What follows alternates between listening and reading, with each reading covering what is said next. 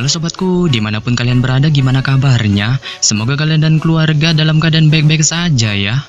Kali ini kita akan membahas Donghua Battle Through the Heaven episode 25 yang tayang hari Minggu ini. Perlu diingat, ini hanya sekedar bocoran spoiler yang episodenya rilis tanggal 1 Januari 2023. Jadi, jika narasi dan video berbeda, mohon dimaklumi ya. Untuk kalian yang penasaran tentang cerita Battle Through the Heaven episode 25 ini yang tayang 1 minggu sekali, oke, langsung aja kita ke ceritanya, gas!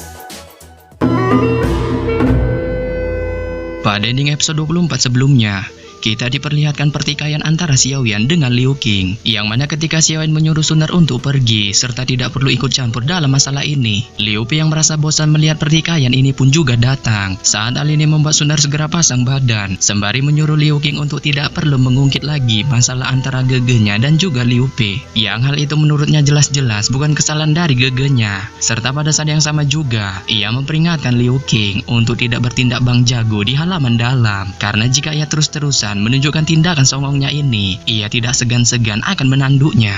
Sontak perkataan arogan yang ditujukan Sun Er kepada abang-abangannya membuat Liu Bei merasa tidak terima saat dengan mulut lemesnya ia menghina Xiaoyan dengan sebutan sampah yang hanya bisa mengandalkan kekuatan pil obat. Sehingga pada saat yang sama, setelah hinaan kepada Xiaoyan terlontar dari mulut Liu Bei, tiba-tiba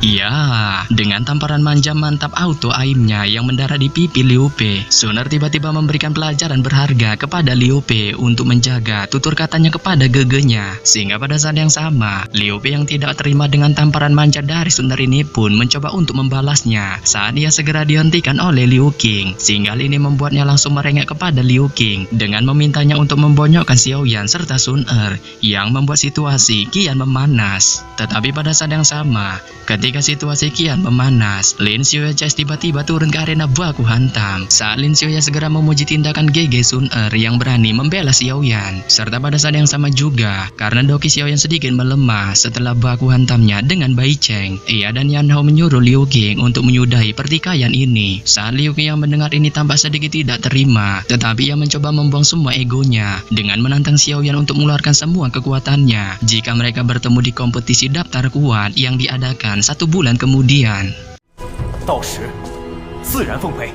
Setelah meninggalkan arena baku hantam, Xiaoyan berterima kasih kepada Lin Xiaoya karena sudah membantunya menyudahi masalahnya dengan Liu Qing. Saat Lin Xiaoya yang mendengar hal ini menyuruh Xiaoyan untuk santuy, sehingga pada saat yang sama, ia juga memberitahu Xiaoyan bahwa ia saat ini sudah dinobatkan menjadi peringkat 34 dalam daftar kuat setelah mengalahkan serta menggeser Bai Cheng yang notabene memiliki peringkat 34.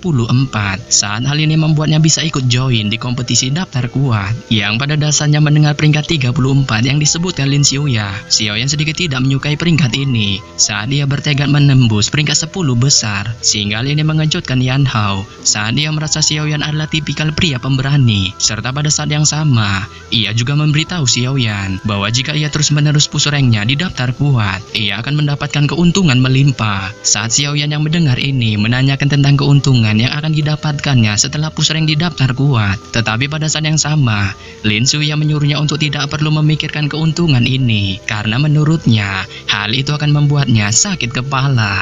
Nah, ini dia bocoran spoilernya. Setelah kelompok Lin Xiaoya memberitahu Xiaoyan tentang peringkatnya di daftar kuat, Xiaoyan beserta Sun Er memutuskan untuk kembali ke base camp Gerbang Fan untuk memulihkan diri. Yang mana setelah memulihkan dirinya beberapa hari di Gerbang Fan, Xiaoyan yang merasa dirinya kekurangan bahan obat untuk membuat sebuah pil, pada akhirnya memilih untuk pergi menuju gudang obat di halaman dalam. Sehingga pada saat yang sama, setelah berpamitan dengan Sun Er untuk menuju wilayah itu, Xiaoyan kemudian meninggalkan base camp Gerbang Fan saat dengan sayap awan ungunya, tubuhnya perlahan berubah menjadi bayangan hitam yang segera melesat ke langit.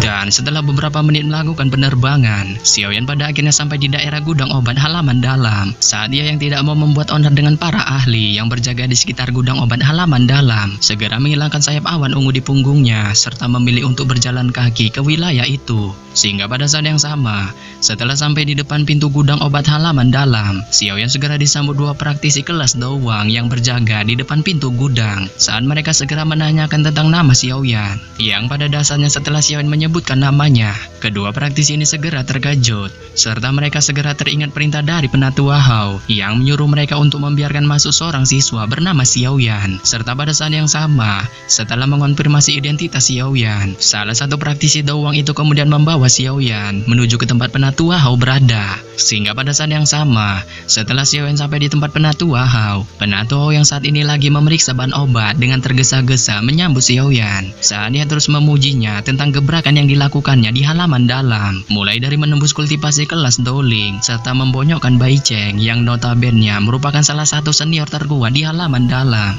Mendengar pujian dari Penatua Hao, Xiaoyan hanya bisa tersenyum serta membungkuk sedikit ke arahnya sembari mengatakan bahwa semua hal itu hanya kehokiannya saja. Serta pada saat yang sama, ia juga mengungkapkan niatnya datang ke tempat ini kepada Penatua Hao dengan mengatakan bahwa ia datang ke sini berniat untuk mengemis sebiji bahan obat yang akan digunakannya untuk memperbaiki pil kekuatan naga. Sehingga pada saat yang sama, Penatua Hao yang mendengar permintaan Xiaoyan ini pun memberitahunya bahwa semua ramuan yang ditempatkan di sini akan disabotase para tua bangka dari Departemen Alkemis. Tetapi pada saat yang sama, ia menyuruh Xiaoyan untuk tidak perlu khawatir dengan hal itu saat ia menepuk bahunya sambil tersenyum dengan mengatakan kepadanya bahwa ia bisa saja memberikan sebiji bahan obat yang dibutuhkannya atau bahkan mengizinkannya mengambil sesuka jidatnya salah satu bahan obat di gudang ini. Tetapi dengan satu syarat, ia harus memperbaiki salah satu pil obat yang membuatnya merasa puas.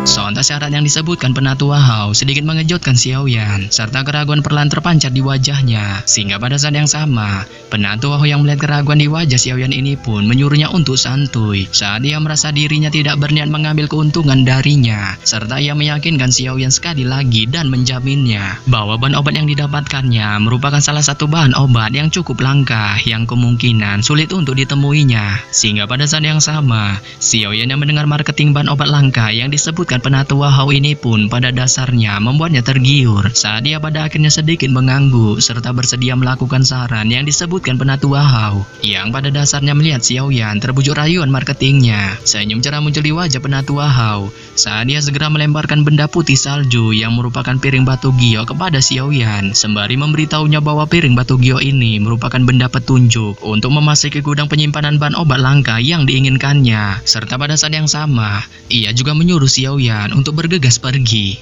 Mendengar info yang disebutkan Penatua Hao, Xiaoyan perlahan memandangi piring batu gio yang diberikannya saat ia bergumam di dalam hatinya sembari memegang benda ini. Serta pada saat yang sama, setelah memandangi piring batu gio ini, ia tidak terus tinggal serta terus ngebajrit dengan Penatua Hao di tempat ini saat ia berbalik serta berjalan ke pintu yang menuju ke tempat gudang bahan obat berada. Tetapi pada saat yang sama, tepat sebelum Xiaoyan masuk ke gudang bahan obat ini, suara Penatua Hao perlahan terdengar dengan memperingatkannya untuk mengambil bahan obat yang dibutuhkannya saja, serta tidak bertindak serakah ketika mengambil bahan obat di gudang itu.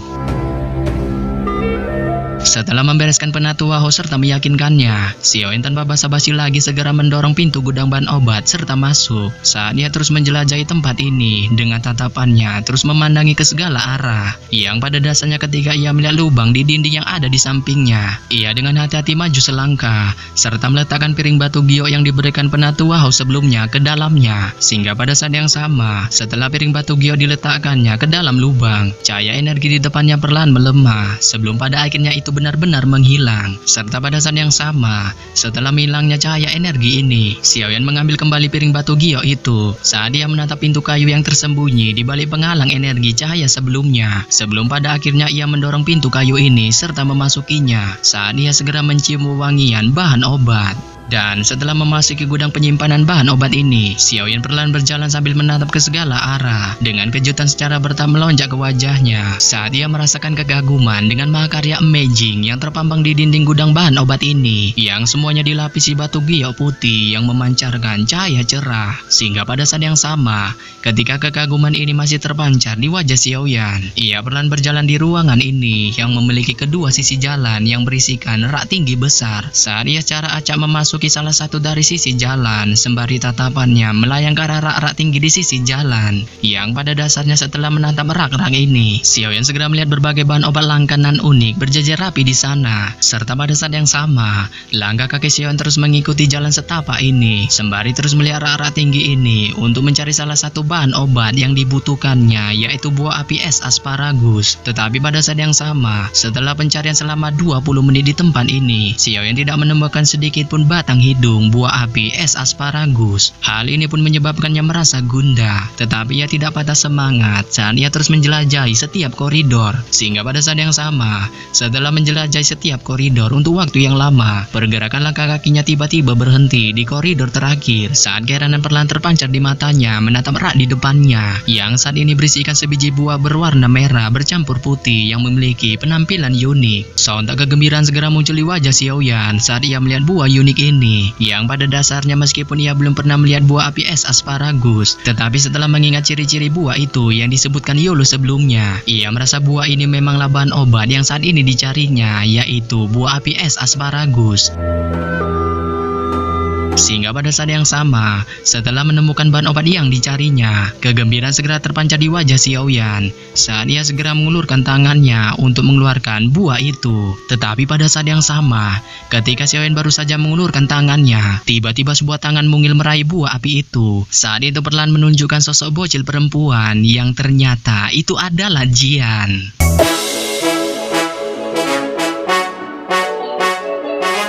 Yap. Sampai di sini saja saya menyampaikan bocoran spoiler Battle Through the Heaven episode 25 yang baru tayang minggu ini. Nah, akhir kata saya ucapkan bye-bye.